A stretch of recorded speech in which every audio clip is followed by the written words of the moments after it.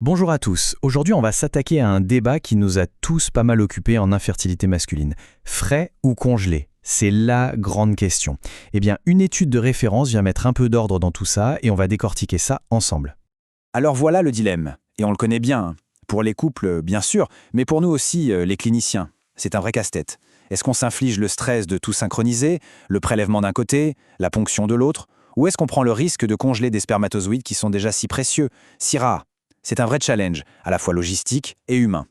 Pendant longtemps, la sagesse populaire, si on peut dire, c'était que le frais, c'est forcément mieux. C'était un peu une gold standard, non?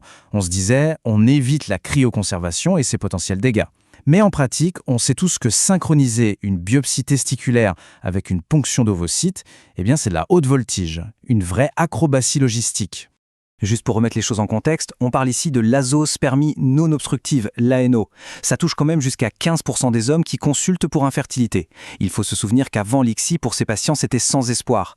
Aujourd'hui, on a la chance de pouvoir aller chercher les spermatozoïdes directement à la source. Mais une fois qu'on les a, la grande question reste posée, frais ou congelés? Et c'est exactement là que la méta-analyse de Hollander et son équipe entre en jeu. Publiée dans Fertility and Sterility en 2014, leur but était clair, mettre un point final au débat. Ils ont donc pris cette idée reçue et l'ont confrontée à la réalité des chiffres. Alors, allons voir ce que ça donne. Et pour faire ça bien, ils n'ont pas fait les choses à moitié. Ils sont partis de 224 publications et ils ont tout épluché pour n'en garder que 11. 11 études, mais les plus solides, les plus rigoureuses. C'est vraiment la clé pour avoir des conclusions qui tiennent la route, on est bien d'accord. On en vient donc au cœur du sujet. Le premier indicateur clé, celui qui compte le plus au final pour les couples, le taux de grossesse clinique. Est-ce que, oui ou non, le choix entre frais et congelés change vraiment la donne? Ok, regardons les chiffres. Avec le sperme frais, sur 275 cycles d'ICSI analysés, on obtient un taux de grossesse clinique de 28,7%. Et maintenant, le moment de vérité, le sperme cryoconservé.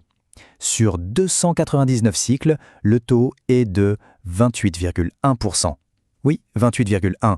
La différence est, elle est minime pour ne pas dire inexistante. Et ce forest plot, c'est la preuve par l'image, c'est limpide. Chaque ligne, c'est une étude. Mais ce qui nous intéresse, c'est le losange, tout en bas. Il représente la synthèse de toutes les données. Et regardez où il se trouve, pile sur la ligne de non-effet, la ligne du 1. En clair, ça veut dire qu'il n'y a absolument aucune différence statistique entre les deux approches. C'est une égalité parfaite. Bon, d'accord. Pas de différence sur les grossesses, c'est déjà une information énorme. Mais creusons un peu. Est-ce qu'il y aurait une différence en amont, au niveau de la fécondation elle-même? Et là encore, surprise, regardez ces chiffres. Avec le sperme frais, on a 52,9% de fécondation par ovocyte injecté. Avec le sperme cryoconservé, on est à 54,0%. C'est même légèrement supérieur, même si ce n'est pas significatif. Incroyable, non? La conclusion est donc, elle est limpide. Que ce soit pour la fécondation ou pour la grossesse clinique, il n'y a pas de différence statistique. Aucune. Et ça, c'est une conclusion qui a le potentiel de tout changer dans nos pratiques de tous les jours. Et c'est là qu'on touche au point le plus important finalement. Cette citation d'Edward Kim résume tout parfaitement. En utilisant du sperme cryoconservé, on met fin à ce casse-tête logistique. On peut enfin découpler le prélèvement de sperme et le cycle de PMA.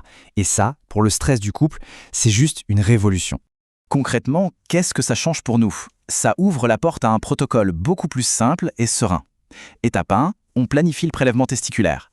2, on cryoconserve ce qu'on trouve.